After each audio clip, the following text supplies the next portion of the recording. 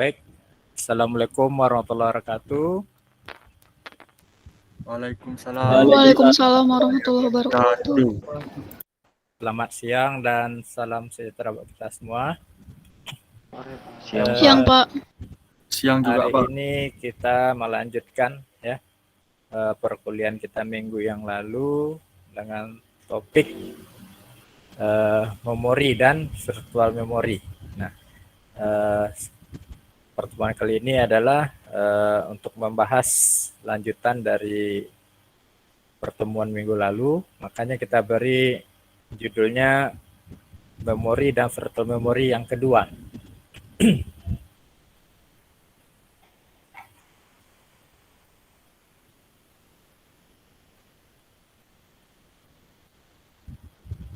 Nah, lanjutan dari memori dan virtual memory ini ya, ada beberapa metode ya untuk memahami apa itu memori. Nah, pertama sekali kita masuk kepada metode dasar dari sebuah memori ya. Nah, karena ini sifatnya sangat teoritis ya, ada baiknya kita bacakan ya, sekadar pengetahuan kita mengetahui seperti apa sebenarnya tentang memori dan virtual memory yang ada di dalam sebuah sistem operasi. Nah, biar kita tidak ngantuk, kita gilir aja bacanya ya. Untuk yang pertama kesempatan kita minta bacakan Nuzulul Komarudin. Udah masuk Nuzulul? Sudah, Pak. Udah? Ya, silakan Nuzulul. Mulai dari awal ya, Pak ya.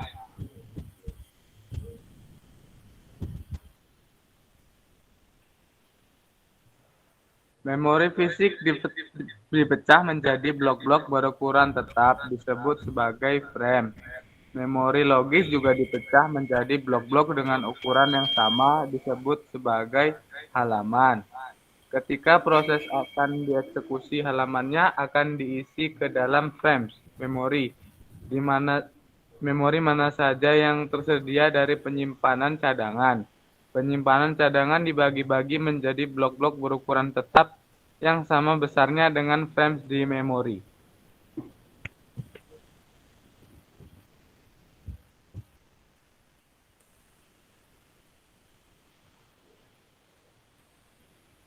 Oke, dilanjut. Oh ya, Pak. Ya, Pak. Dukungan perangkat keras untuk pemberian halaman diilustrasikan pada gambar 1. Setiap alamat yang dihasilkan oleh CPU dibagi-bagi menjadi dua bagian. Sebuah nomor halaman P dan sebuah offset halaman D. Nomor halaman digunakan sebagai indeks untuk tabel halaman. Tabel halaman mengandung basis alamat dari tiap-tiap halaman di memori fisik. Basis ini dikombinasikan dengan offset halaman untuk menentukan alamat memori fisik yang dikirimkan ke unit memori. Baik, terima kasih Nuzulul Komarudin. Jadi untuk metode dasar ya, kita coba bahas tentang memori fisik. Nah, tadi sudah dibacakan ya, bahwasannya memori fisik tersebut dipecah-pecah menjadi blok-blok yang berukuran tetap. Nah, biasanya disebut dengan istilah frame ya. Nah, setelah memori logis dipecah-pecah menjadi blok-blok, tentunya dengan ukuran yang sama. Nah, oleh sebab itu, maka bagian dari blok-blok yang telah dibuat tersebut disebut dengan istilah halaman ya, atau page. Namun pada saat sebuah proses akan dieksekusi, maka halamannya akan diisi ke dalam frame memori tersebut dan juga diisi ke dalam penyimpan cadangan. Nah, penyimpan cadangan di sini dibagi juga menjadi blok-blok yang berukuran tetap dan besarnya juga berukuran sama dengan frames yang ada di memori. Nah, seperti kita lihat pada gambar di samping ya. Nah, di mana setiap alamat yang dihasilkan oleh CPU itu dibagi-bagi menjadi dua bagian. Ada yang disebut dengan nomor halaman ya, atau simbolnya adalah P, dan juga sebuah offset halaman. Nah, diberi dengan simbol D. Nomor halaman digunakan sebagai indeks untuk tabel halaman. Dan tabel halaman tersebut mengandung basis alamat untuk setiap halaman yang ada di memori fisik. Basis ini dikombinasikan dengan offset halaman untuk menentukan alamat memori fisik yang dikirim ke unit memori. Nah, jadi untuk sebuah proses di dalam memori fisik, kita lihat ya, sebegitu rumitnya proses yang ada di dalam CPU tersebut. Nah, namun pada saat kita aktualnya melaksanakan pemrosesan sebuah job di dalam sebuah sistem operasi ya, yang dilakukan oleh sebuah CPU itu tidak terlihat begitu detailnya mereka melakukan pemrosesan. Nah, selanjutnya untuk slide yang kedua kita minta bacakan Dwi Saputra. Dwi Saputra masuk? Masuk, Pak. Ya, silakan Dwi. Ukuran halaman seperti halnya ukuran frame didefinisikan oleh perangkat keras. Pasnya, ukuran dari sebuah halaman adalah perangkat 2 yang berkisar antara 512 bit dan 8192 bit per halamannya, tergantung dari arsitektur komputernya. Penentuan pangkat 2 sebagai ukuran halaman akan memudahkan penerjemahan dari memori logis ke nomor halaman dan offset halaman. Jika ukuran ruang dari memori logis adalah 2 pangkat M dan ukuran sebuah halaman adalah 2 pangkat N unit pengalamatan bit atau word, maka pangkat tinggi M ke N bit dari alamat logis menandakan offset dari halaman. Jadi, alamat logisnya adalah di mana P merupakan indeks ke tabel halaman dan D adalah pemindahan dalam halaman. Nah, terima kasih. Ya, Nah, jadi ukuran halaman, nah yang tadinya kita samakan ukurannya dengan ukuran frame. Nah, tentunya hal ini akan ditentukan oleh masing-masing perangkat keras yang digunakan, ya. Nah, jadi di sini akan berkaitan dengan alamat logis, ya. Nah, ini tentunya menandakan offset dari halaman, ya. Nah, jadi karena sudah kita konversi dalam bahasa Indonesia, jadi disebut dengan istilah halaman, ya. Nah, sebenarnya kalau bahasa bakunya itu adalah page, ya, page atau apa ya, tulisannya PAGE ya. Nah, tapi sudah langsung dikonversikan menjadi ke dalam bahasa Indonesia dan diterjemahkan menjadi halaman. Nah, jadi alamat logis menandakan offset dari sebuah halaman, di mana P ya, tadi P merupakan indeks ke tabel halaman dan D tadi adalah pemindahan di dalam halaman tersebut. Selanjutnya kita minta bacakan Yuni Suseno sudah masuk? Sudah, Pak. Ya, silakan Yuni. Lanjutan metode dasar untuk konkretnya walau kecil sekali, contoh lihat memori gambar 2 menggunakan ukuran halaman 4 byte dan memori fisik 32 byte pada halaman 8. Kami menunjukkan bagaimana pandangan pengguna terhadap memori dapat dipetakan ke dalam memori fisik. Alamat logis 0 adalah halaman 0, offset 0. Pemberian indeks menjadi tabel halaman, kita dapati bahwa halaman 0 berada pada frame 5. Jadi, alamat logis 0 memetakan ke alamat fisik 20, hasil dari 5 kali 4 ditambah 0. Alamat logis 3 Page 0, offset 3, memetakan alamat fisik 23, hasil dari 5 kali 4 ditambah 3. Alamat logis 4 adalah halaman 1, offset. Menurut tabel halaman 1 dipetakan ke frame 6. Jadi alamat logis 4 memetakan ke alamat fisik 24 hasil dari 6 kali 4 ditambah 0. Alamat logis 13 memetakan ke alamat fisik 9. Nah, ini ya adik-adik melihat dari model ya, gambar model pemberian halaman dari memori fisik dan logis. Nah, di mana di memori logis itu ada halaman dari 0 ya, 1, 2, 3. Terus di tengah-tengah itu ada tabel halaman ya. Nah, dimulai dari tabel 0 ya.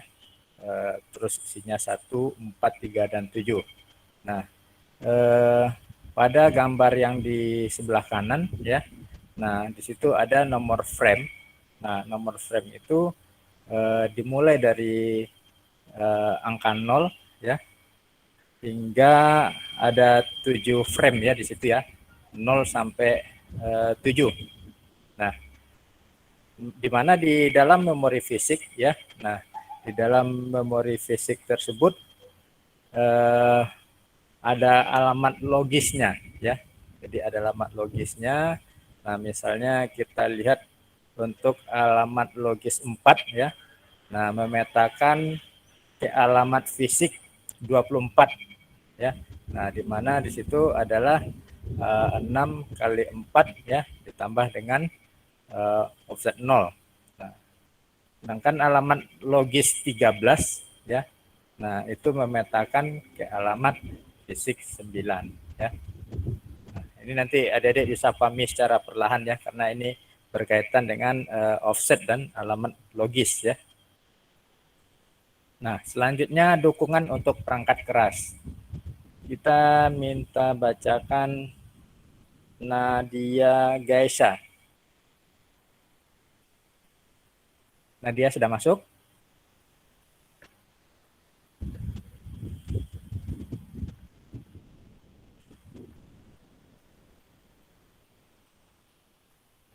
Nadia, belum ya? Oke, kita pindah ke... Udah Nadia. Silakan Nadia. Dukungan perangkat keras. Implementasi perangkat keras dari tabel halaman dapat dilakukan dengan berbagai cara. Kasus sederhananya, tabel halaman diimplementasikan sebagai sebuah himpunan dari register resmi. Register ini harus yang berkecepatan tinggi agar penerjemahan alamat pemberian halaman efisien. Setiap pengaksesan ke memori harus melalui peta pemberian halaman. Jadi, keefisienan adalah pertimbangan utama. Pelaksana atau dispatcher, CPU mengisi kembali register-register ini, seperti halnya ia mengisi kembali register yang lain. Instruksi untuk mengisi atau mengubah register tabel halaman adalah tentu saja diberi hak istimewa, sehingga hanya sistem operasi yang dapat mengubah peta memori. DEC PDP-11 adalah contoh arsitektur yang demikian. Alamatnya terdiri dari 16 bit dan ukuran halamannya 8K. Jadi, tabel halaman terdiri dari 8 masukan yang disimpan di register-register C. Oke, baik. Terima kasih Nadia. Nah, kita coba telah satu-satu ya. Di sini adalah untuk mengimplementasikan dari perangkat keras ya, dari tabel-tabel halaman. Nah, itu bisa dilakukan dengan beberapa cara. Nah, misalnya di sini tabel halaman diimplementasikan sebagai sebuah himpunan ya dari register ya, dari register resmi. Nah, tentunya register ini harus memiliki kecepatan yang tinggi. Tujuannya adalah untuk memberikan efisiensi untuk melakukan penterjemahan alamat ya untuk pemberian halaman. Nah, setiap pengaksesan ke memori harus melalui peta pemberian halaman. Nah, jadi pengaksesan ke memori itu diatur ya dan harus dipetakan. Tujuannya untuk pemberian halamannya ya. Nah, jadi di sini efisiensi adalah pertimbangan yang utama, ya. Nah, di sini juga ada yang disebut dengan istilah dispatcher, ya, atau pelaksana CPU. Nah, dia akan mengisi kembali register-register. Nah, sama halnya pada saat mengisi kembali register yang lain. Nah, ini tugas dari dispatcher, ya, dispatcher atau CPU pelaksana. Nah, misalnya di sini untuk arsitektur DEC PDP 11, ya.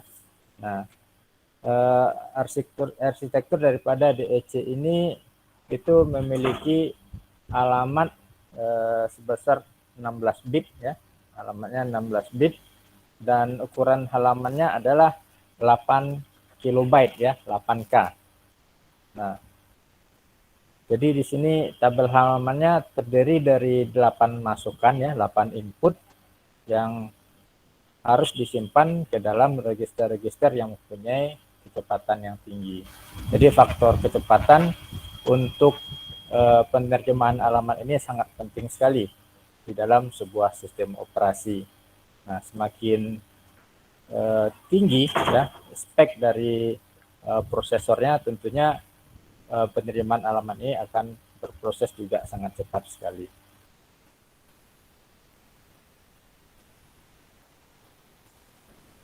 Nah, selanjutnya untuk pemeliharaan kita minta dibacakan oleh siapa nih? Renal Ahmad Farhan. Renal, apakah sudah masuk? Masuk, Pak. Udah, ya? Pak. Silakan Renal. Sudah. Pemeliharaan. Proteksi memori dari suatu lingkungan berhalaman diselesaikan dengan bit-to-bit proteksi yang diasosiasikan dengan tiap-tiap frame. Normalnya, bit-bit ini disimpan di tabel halaman. Satu bit dapat menentukan halaman yang akan dibaca, tulis, atau baca saja. Setiap referensi ke memori menggunakan tabel halaman untuk menemukan nomor frame yang benar. Pada saat yang sama, alamat fisik diakses, bit-bit proteksi dapat dicek untuk menguji tidak ada penulisan yang sedang dilakukan terhadap halaman yang boleh dibaca saja. Suatu usaha untuk menulis ke halaman yang boleh dibaca saja akan menyebabkan perangkat keras menangkapnya ke sistem operasi. Oke, ya, terima kasih. Nah, memori ini tentu perlu dilakukan proteksi, ya. Nah, biasanya proteksinya dilakukan dengan bit-bit proteksi, ya, yang dikelompokkan menjadi frame-frame, ya. Biasanya secara normal bit-bit itu disimpan di dalam tabel halaman, ya. Nah, di mana satu bit menentukan halaman yang akan dibaca, ya, atau ditulis, ya, atau dibaca saja. Jadi untuk halaman yang khusus untuk read atau write saja. Terus juga setiap referensi ke memori menggunakan tabel halaman untuk menemukan nomor frame yang benar. Ini untuk proteksi memori. Nah, selanjutnya adalah pemberian halaman secara multi-level. Ini kita coba minta bacakan ini, ya. Anissa Fitri ada? Ada, Pak. Ya, silakan Anissa. Pemberian halaman secara multilevel. Banyak sistem komputer modern mendukung ruang alamat logis yang sangat luas, 2 pangkat 32 sampai 2 pangkat 64.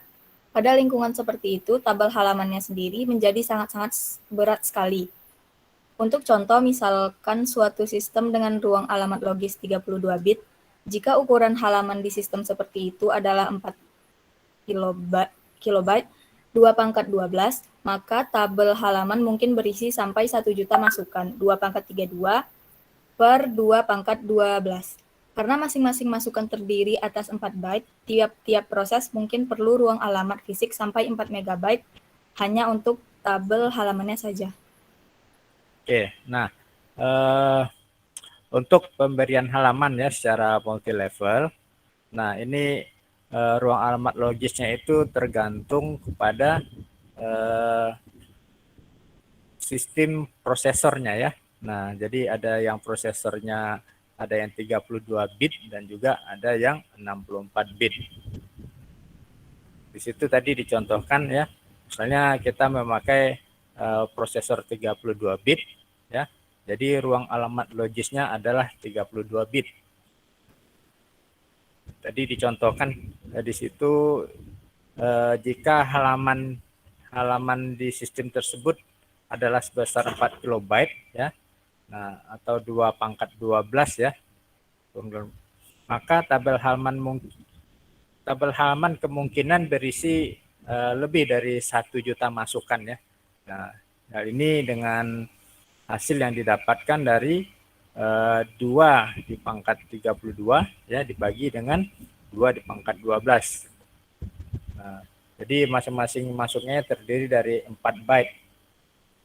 Nah, tentunya perlu ruang alamat fisik sampai 4 MB hanya untuk urusan tabel halaman saja ya. Nah, jadi kita lihat di gambar 4 itu skema tabel halamannya ada 2 tingkat ya. Nah, ini kebetulan saya mendapatkan gambarnya agak kurang tajam nih, agak sedikit blur. Karena ini bahannya saya ambil dari buku ya, dicari di internet. Gambarnya hanya dapatnya ini, jadi agak blur juga ya. Nah, jadi di gambar 3 ya, di situ ada alamat logis ya. Nah, di alamat logis itu ada nomor halaman ya. Nah, itu di variabelkan jadi P1 ya, P2 dan juga ada offset halaman D ya.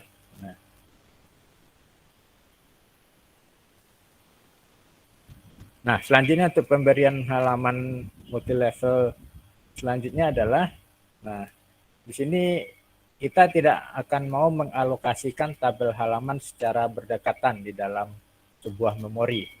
Nah, solusinya adalah dengan membagi tabel halaman ya menjadi potong-potongan yang lebih kecil. Ini ada beberapa cara yang berbeda untuk menyelesaikannya. Di gambar 5 ini terlihat ya penterjemahan alamat untuk arsitektur pemberian halaman 2 tingkat ya 32 bit secara logis ya. Jadi alamat logisnya ada P1, P2 ya dan D. Terus yang P1-nya masuk ke tabel halaman ya di bagian terluar. Terus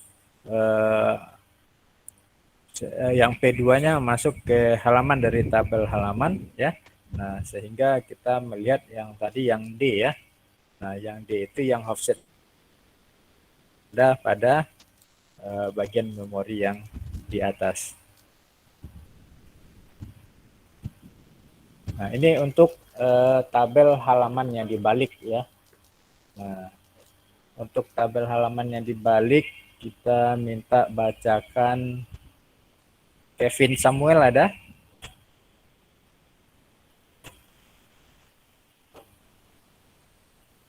Kevin ada Kevin?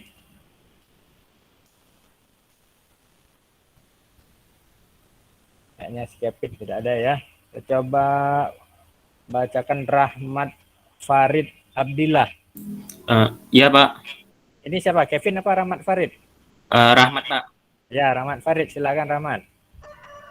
Tabel halaman yang dibalik. Biasanya, setiap proses mempunyai tabel halaman yang diasosiasikan dengannya.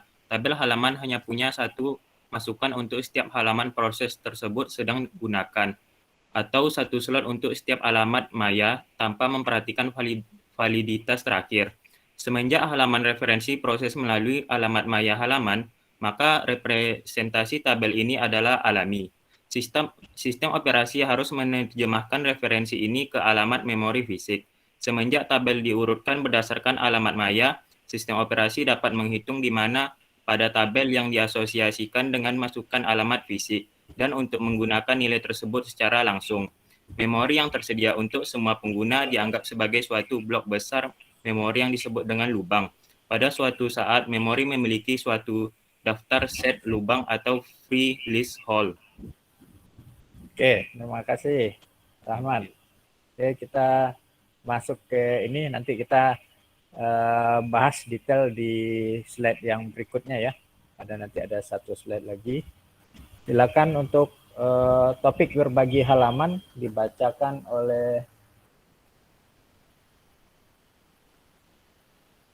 Hafid Putra Zainal. Ya Pak, hadir Pak. Ya, silakan Hafid. Baiklah, berbagi halaman. Keuntungan lain dari pemberian halaman adalah kemungkinannya untuk berbagi kode yang sama. Pertimbangan ini terutama sekali penting pada lingkungan yang berbagi waktu. Pertimbangkan sebuah sistem yang mendukung 40 pengguna yang masing-masing menjalankan aplikasi pengedit teks. Jika editor teks terdiri atas 150.000 kode dan 50.000 ruang data, kita akan membutuhkan 8.000K untuk mendukung 40 pengguna. Jika kodenya dimasukkan ulang, bagaimanapun juga dapat dibagi-bagi seperti pada gambar 7. Di sini kita lihat bahwa 3 halaman editor masing-masing berukuran 50K. Halaman ukuran besar digunakan untuk menyederhanakan proses sedang dibagi-bagi di antara 3 proses. Masing-masing proses mempunyai halaman datanya sendiri. Kode pemasukan kembali, juga disebut kode murni, adalah kode yang bukan self-modifying. Jika kodenya dimasukkan kembali, maka ia tidak akan berubah selama eksekusi. Jadi 2 atau lebih proses dapat mengeksekusi kode yang sama pada saat bersamaan. Tiap-tiap proses mempunyai register salinannya sendiri dan penyimpan data untuk menahan data bagi proses bereksekusi. Data untuk 2 proses yang berbeda akan bervariasi pada tiap-tiap proses. Oke, baik, terima kasih. Nah, jadi di sini adanya kode pemasukan ya. Nah, jadi kode pemasukan kembali ya disebut dengan istilah kode murni. Nah, jadi disebut di sini juga bukan self modifying ya, jadi bukan dimodifikasi sendiri. Nah, pada kalimat yang kedua terakhir itu ya, jika kodenya dimasukkan kembali ya, maka ia tidak akan berubah selama eksekusi. Nah, jadi dia tidak terpengaruh ya pada saat eksekusi dilakukan, maka dia tidak akan berubah.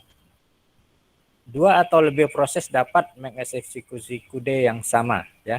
Jadi kode yang sama tersebut bisa dilakukan proses ya dari 1 atau lebih pengeksekusi. Nah, ini bisa dilakukan secara bersamaan. Tiap-tiap proses mempunyai register salinannya sendiri dan menyimpan data untuk menahan data bagi proses bereksekusi. Data untuk 2 proses yang berbeda tentunya akan bervariasi pada tiap-tiap proses. Ya. Nah, jadi untuk topik ini sedikit membingungkan ya. Nah, karena ini sangat teknis sekali, nanti kita ada slide yang berupa ringkasannya. Nah, selanjutnya ini sambungan dari berbagi halaman ya, kita tuntaskan dulu ini untuk dibacakan. Saya minta bacakan oleh apa ini ya, Levita Wahyuni. Saya Pak, Ya, silakan Levita. hanya satu salinan editor yang dibutuhkan untuk menyimpan di memori fisik. Setiap tabel halaman pengguna memetakan kesalinan fisik yang sama dari editor, tapi halaman-halaman data dipetakan ke frame yang berbeda. Jadi untuk mendukung 40 pengguna, kita hanya membutuhkan satu salinannya editor 150K, ditambah 40 salinan 50K dari ruang data per pengguna. Total ruang yang dibutuhkan sekarang 2.150K daripada 8.000K. Penghematan yang signifikan. Program-program lain pun juga dapat dibagi-bagi. Contohnya seperti compiler, sistem Windows Database System, dan masih banyak lagi. Agar dapat dibagi-bagi, kodenya harus dimasukkan kembali. Sistem yang menggunakan tabel halaman yang dibalik mempunyai kesulitan dalam mengimplementasikan berbagai memori. Berbagai memori biasanya diimplementasikan sebagai 2 alamat maya yang dipetakan ke 1 alamat fisik. Metode standar ini tidak dapat digunakan bagaimanapun juga selama di situ hanya ada satu masukan halaman maya untuk setiap halaman fisik. Jadi satu alamat fisik tidak dapat mempunyai 2 atau lebih alamat maya yang dibagi-bagi. Oke, baik. Kita coba lanjut dulu untuk slide terakhir ya, segmentasi. Silakan dibaca segmentasi Hafiz Khairi.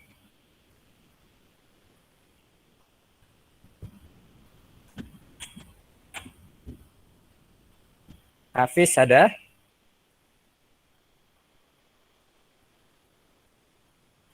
Oke, kalau tidak ada Valentino Bagaskara Alidrus.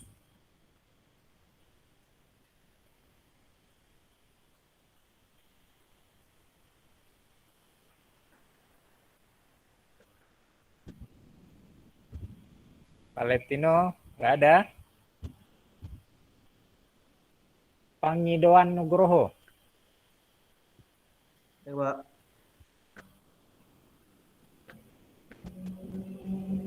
Ini kan, Pak? Ya, Pangidoan, silakan baca segmentasi. Segmentasi. Salah satu aspek penting dari manajemen memori yang tidak dapat dihindari dari pemberian halaman adalah pemisahan cara pandang pengguna dengan tentang bagaimana memori dipetakan dengan keadaan yang sebenarnya. Pada kenyataan, pemetaan tersebut membolehkan pemisahan antara memori logis dan memori fisik. Segmentasi adalah sebuah bagian dari manajemen memori yang mengatur pengalamatan dari memori yang terdiri dari segmen-segmen. Logical address space adalah kumpulan dari segmen-segmen yang mana tiap-tiap segmen mempunyai nama dan panjang. Alamat tersebut menunjukkan alamat dari segmen tersebut dan offsetnya di dalam segmen-segmen tersebut. Pengguna kemudian menentukan pengalamatan dari setiap segmen menjadi 2 bentuk, nama segmen dan offset dari segmen tersebut. Hal ini berbeda dengan pemberian halaman, di mana pengguna hanya menentukan satu buah alamat, di mana pembagian alamat menjadi 2 dilakukan oleh perangkat pada aset. Semua ini tidak dapat dilakukan oleh user. Oke, terima kasih. Nah, segmentasi ini berkaitan dengan pengalamatan dari sebuah memori ya, yang terdiri dari segmen-segmen. Nah, di dalamnya terdapat logical address space ya dan lain sebagainya. Nah, saya mau coba ini ya, kita coba lihat ada satu materi kuliah dari Universitas Ahmad Dahlan ya. Sepertinya ini sudah sangat diringkas sekali ya tentang virtual memory. Nah, ini ya, ini slide-nya. Nah, ini dia sudah buat ringkasan ya. Nah, adik-adik bisa lihat slide-nya ini? Bisa, Pak. Bisa, Pak. Bisa, Pak. Bisa, oke, baik. Nah, jadi kalau tadi kita membahas secara ini ya, secara teorinya, dasar daripada sebuah virtual memory ya, ada physical memory dan lain sebagainya. Nah, sekarang ini ada semacam ringkasan yang sedikit lebih membantu kita untuk memahami apa itu virtual memory ya. Nah, di sini dikatakan ya, virtual memory itu tidak bisa semua memori logik dipetakan semuanya ke memori fisik ya. Jadi memori logis yang ada itu tidak semuanya yang bisa dipetakan ke memori fisik. Nah, walaupun dynamic loading bisa melakukannya. Memori virtual juga merupakan suatu teknik yang memisahkan antara memori logis dan memori fisiknya. Hanya bagian dari program yang perlu saja yang berada di memori untuk dieksekusi. Nah, jadi tidak semua program ya yang harus di-load ke dalam memori, karena itu juga akan membebani sebuah memori. Jadi hanya program-program yang perlu saja ya, program-program yang akan dieksekusi saja yang ditempatkan di dalam memori. karena memori itu juga terbatas. Nah, logical address space bisa lebih besar daripada physical address space ya. Nah, ini untuk alamat logical itu ukurannya bisa menjadi lebih besar daripada ukuran daripada physical address, karena physical address itu ukurannya sudah fix ya. Nah, sementara logical itu address space-nya bisa lebih besar daripada yang dimiliki oleh physical. Memperbolehkan virtual address space ya, pada virtual machine untuk dilakukan sharing ya oleh beberapa proses. Jadi dapat dilakukan sharing ya dengan menggunakan virtual machine.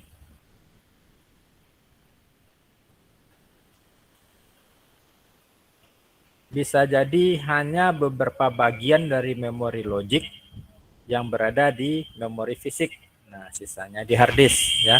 Nah, tadi seperti yang disampaikan ya, yang berada di dalam memori logik itu ya hanya yang akan dieksekusi saja. Sementara yang lainnya yang belum dieksekusi dia bisa disimpan di dalam hard disk karena kapasitas hard disk jauh lebih besar ya daripada memori logiknya.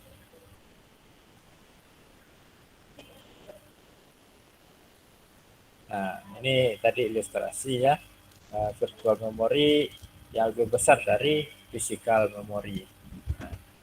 Nah, di sini ada di virtual memory itu dia mempunyai halaman 0 ya. Kalau tadi kita menggunakan istilah halaman, di sini diistilahkan dengan page ya. Jadi ada page 0 hingga page yang PV ya.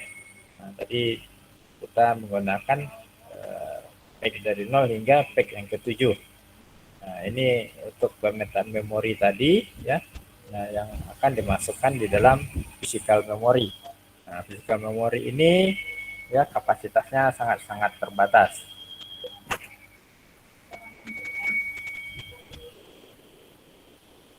Nah, ini untuk virtual address space ya. Nah, jadi di sini dia akan diletakkan di dalam stack ya. Terus di sana juga ada kodenya, ada data dan ada heap. Dan ada ruang untuk meletakkan program yang akan dieksekusi.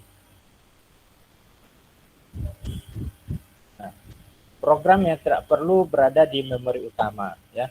Nah, jadi program-program ya yang digunakan sebagai error handling yang jarang digunakan ya karena jarang juga terjadi.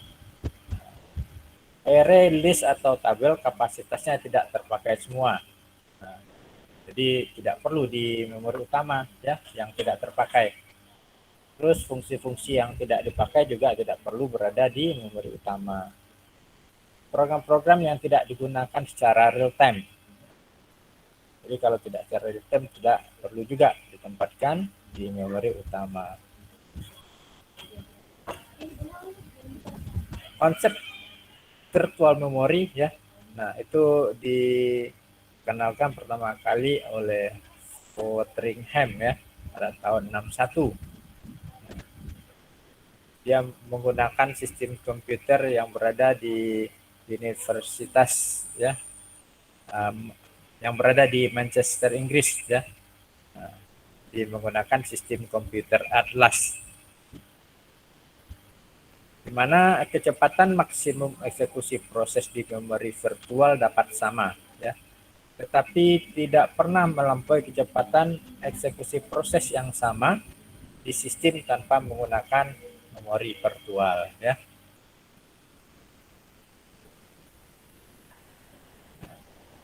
Terdapat beberapa keuntungan ya pada penggunaan virtual memory. Di antaranya adalah lalu lintas input output menjadi rendah. Nah, kalau lalu lintas output input itu sangat tinggi ya, trafiknya sangat banyak, tentunya juga akan membuat sistem bekerja lebih lambat ya. Nah, terus keuntungan lainnya adalah berkurangnya total memori fisik yang dibutuhkan, ya, karena sebagian digunakan oleh virtual memory, ya. Jadi ada penghematan atau efisiensi untuk penggunaan memori fisik. Meningkatnya respon, ya, karena tidak terjadi deadlock. Nah, jadi pada virtual memory tidak mengenal istilah deadlock, ya. Nah, sehingga responnya sangat cepat sekali. Jadi dia sangat cepat sekali untuk memberikan keputusan, ya, untuk melakukan proses. Bertambahnya jumlah user yang dapat dilayani. Nah, selanjutnya, memori virtual melebihi daya tampung dari memori utama yang tersedia, karena memori utama kapasitasnya sangat-sangat terbatas. Nah, ini untuk implementasi daripada virtual memory, ya. Nah, biasanya digunakan untuk multi-programming, ya. Nah, jadi virtual memory ini sangat penting sekali, ya, pada saat proses multi-programming. Juga memori virtual dapat dilakukan dengan cara demand paging, ya. Jadi permintaan halaman, pergantungan permintaan halaman. Nah, ini share library, ya, using virtual memory. Nah, ini berbagi library, ya, menggunakan virtual memory, ya. Nah, di sini kita lihat ada stack, ya, terus di share library-nya itu terdapat ada share pages, ya. Jadi halaman-halaman yang bisa di-share. Nah, selanjutnya ini ada demand paging. Tidak semua program harus, ya, harus di-load semua ke memori fisik. Nah, tadi sudah dibahas, ya. Jadi hanya yang diperlukan saja untuk dieksekusi yang masuk ke dalam memori fisik. Permintaan pemberian patch menggunakan swapping, ya. Jadi ada istilah swap. Patch hanya akan di-swap ke memori utama jika benar-benar diperlukan, ya. Nah, jadi jika tidak diperlukan, ya tidak perlu di-swap ke dalam memori utama. Program swapper yang digunakan di sini ada lazy swapper, ya. Nah, jadi tidak pernah swap patch ke dalam memori sampai patch benar-benar diperlukan. Jadi kalau dia tidak diperlukan, ya, nah maka dia tidak akan di-load dalam memori. Istilah swapper berarti memanipulasi seluruh proses. Sehingga swapper yang khusus berhubungan dengan pages, ya, yang bernama pager. Ini untuk program swapper. Nah, ini gambar untuk transfer sebuah patch memori ke dalam contiguous disk space, ya. Nah, ini ada gambarnya, ada program A dan program B, ya. Ini ada main memory, terus ada dari program A dilakukan swap out, ya. Terus nanti dari memori ini, ya, memori virtual ini dilakukan swap in kepada program B. Pager hanya akan men-swap in dan out patch yang dibutuhkan saja, ya. Tentunya tidak semua akan di-load kepada memori. Nah, jadi jika patch dibutuhkan, ya, misalnya di sini disebut dengan istilah reference to it, tapi belum tentu semua di-load ke dalam memori fisik. Butuh dukungan perangkat keras, yaitu page table dan memori sekunder, ya. Nah, jika proses mengakses lokasi page yang valid, maka proses akan berjalan secara normal. Jika mengakses yang valid, maka perangkat keras akan menjebaknya ke dalam sistem operasi atau istilahnya page fault. ini page table ya, pada saat berapa pages tidak berada di dalam main memory ya, tetapi di dalam hard disk ya. Nah, ini di sini ada logical memory ya. Terus ini page table-nya ya, tabel halamannya ya. Terus dia akan masuk ke physical memory ya, dan lain. Terus page fault. Jika ada referensi ke sebuah page, ternyata page-nya tidak invalid, maka akan di-trap oleh operating system dan menghasilkan yang namanya page fault. Untuk menangani page fault menggunakan prosedur ya, pertama memeriksa tabel internal ya, biasanya ada di dalam PCB untuk menentukan valid atau invalid.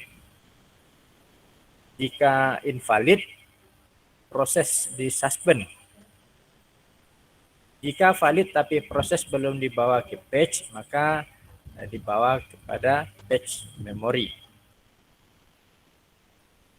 Cari sebuah frame yang bebas. Ya. Jadwalkan operasi sebuah disk untuk membaca page tersebut ke frame yang dialokasikan. Saat pembacaan selesai, ubah validation bit menjadi 1.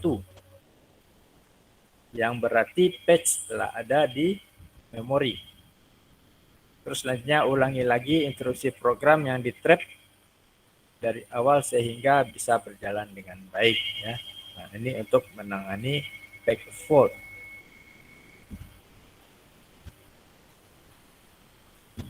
Terus ada langkah-langkah untuk melakukan handling page fault ya. Nah, di sini ada urutannya. Yang pertama ini ada referensi ya. Terus dilakukan trap, masuk kepada operating system. Dari operating system ya, page is backing store ya, page-nya disimpan di sini. Terus page tersebut akan dibawa ya, bring in missing page ya. Nah, dia akan masuk kepada free frame yang tersedia pada physical memory ya. Dan selanjutnya dikirim reset page table ya ke dalam page table-nya. Nah, sehingga terakhir langkahnya adalah restart instruction ya. Dan selanjutnya masuk kepada load M.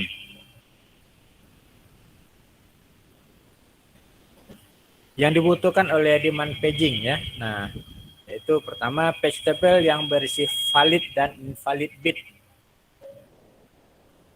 Secondary memory yang digunakan untuk menyimpan memori yang belum tertampung di main memory ya. Jadi kalau ada proses yang belum tertampung di dalam main memory, maka akan digunakan secondary memory. Dikenal dengan nama swap file ya. Ini untuk sistem operasi Linux atau page file .sys untuk sistem operasi Windows. Nah, apa yang terjadi pada saat page fault? Nah, ditangkap oleh sebuah sistem operasi. Ya. Sistem operasi menyimpan register user dari proses, menetapkan bahwa interupsi merupakan page fault, periksa bahwa referensi page adalah valid, dan kemudian ditentukan lokasi page pada hard disk. Baca disk ya, dan cari frame yang kosong. Selama menunggu pencarian, alokasikan CPU ke proses yang lain dengan menggunakan penjadwalan CPU. Jika pencarian selesai, terjadi interupsi dari disk bahwa input-output selesai. Yang terjadi pada saat page fault diantaranya sistem operasi menyimpan register dan status suatu proses untuk pengguna atau proses yang lain. Tentukan bahwa interupsi sekarang berasal dari disk.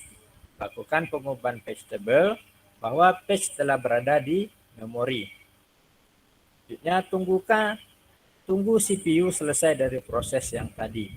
Kembalikan register user, status proses, page table, dan resume instruksi proses yang diinterupsi.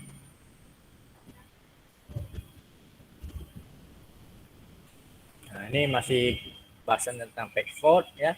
Tidak semua langkah diperlukan pada setiap kasus. Nah, terdapat 3 komponen utama yang selalu terjadi ya. Pertama, melayani interrupt page fault. Yang kedua, baca dan load page dari disk memori. Dan yang ketiga adalah restart proses.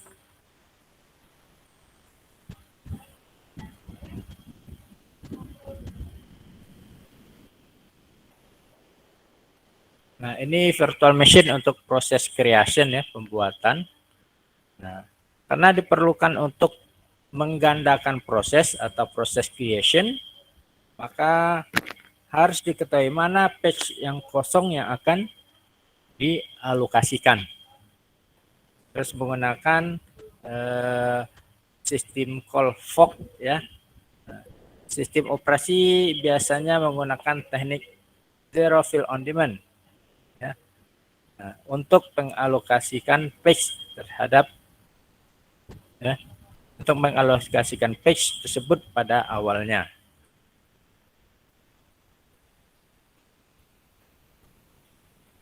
Nah, ini berikut beberapa cara proses creation ya, pembuatan copy pada copy on write.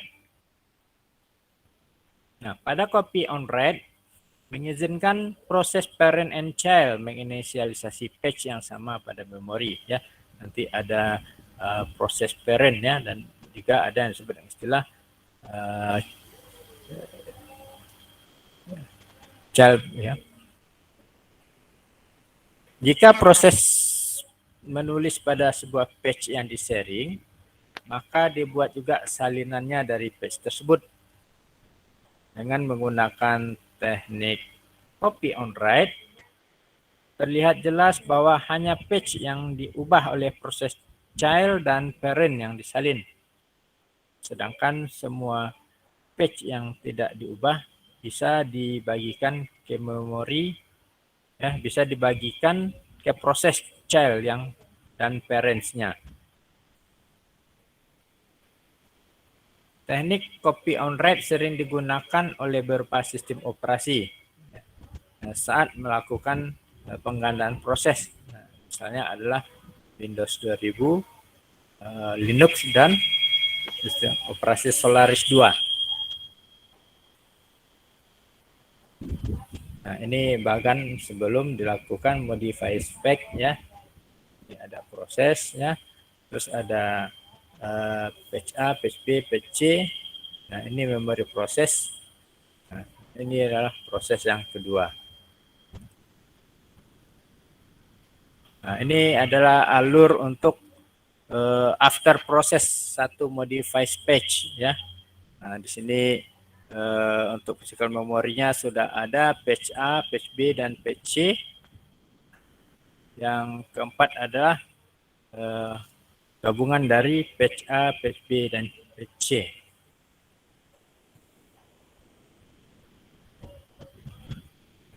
Nah, ini bagian untuk cara proses pembuatan memori mapped di dalam sebuah file.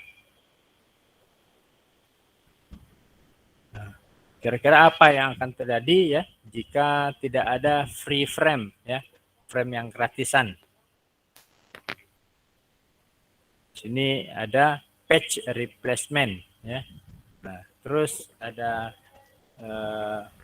pendekatan ya, jika tidak ada yang kosong ya, cari frame yang tidak sedang digunakan. Terus pendekatan lainnya adalah bagaimana algoritmanya.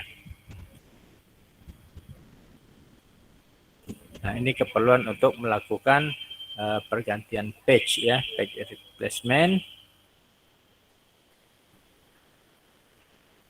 Apa yang dilakukan saat page replacement? Di antaranya adalah mencari lokasi page yang diinginkan pada disk. Terus mencari frame yang kosong. Jika ada, maka gunakan frame tersebut. Jika tidak ada, maka kita bisa mengosongkan frame yang tidak sedang dipakai.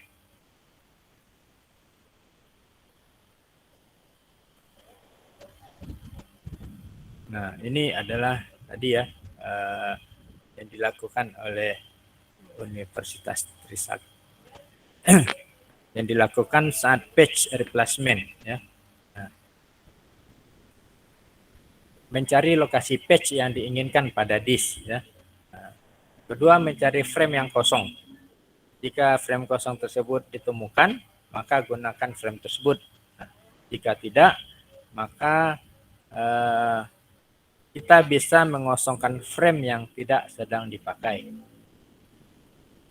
Gunakan algoritma page replacement untuk menentukan frame yang akan dikosongkan. Tulis page yang telah dipilih ke disk, ya, ubah page table dan frame table-nya.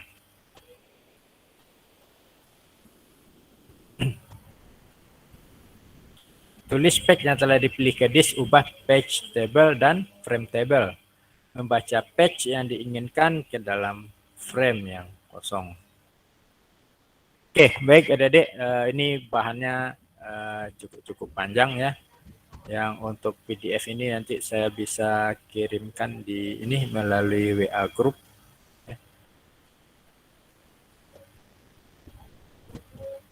Oke, baik adik-adik, karena bentar lagi saya mau menguji sidang skripsi nih, seniornya adik-adik ya. Kita cukupkan pertemuan hari ini ya. Silakan sebelum kita close, kita bubar, silakan adik-adik untuk ini kamera.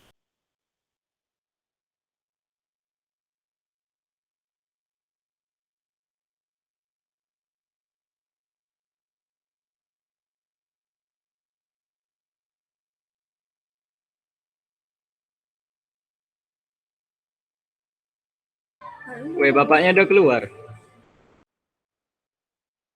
Iya, kayaknya bapak jaringan. Coba Oh, tanya iya. di grup WA bapak dulu. Bapak ada masuk, Bapak ada masuk. Oke.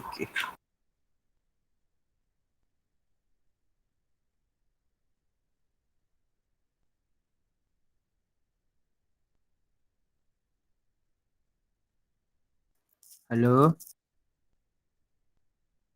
Halo. Assalamualaikum. Yang nggak jawab PKI. Waalaikumsalam warahmatullahi wabarakatuh.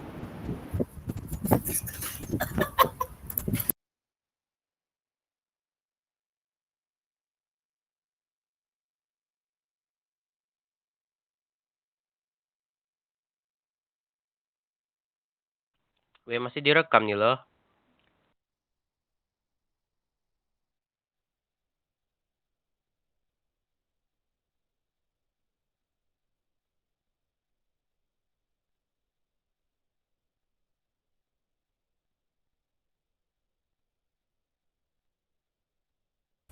Oke ya.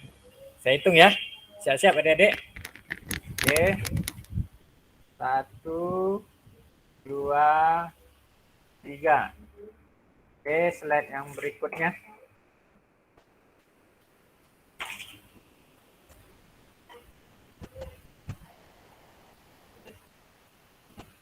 Oke. 1, 2, 3. Oke, baik adik-adik semua ya.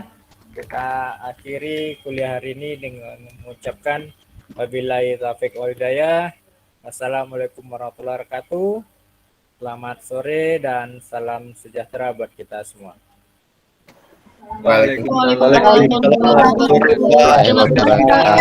Sore, Pak. Dan kehadiran. Semua, terima kasih.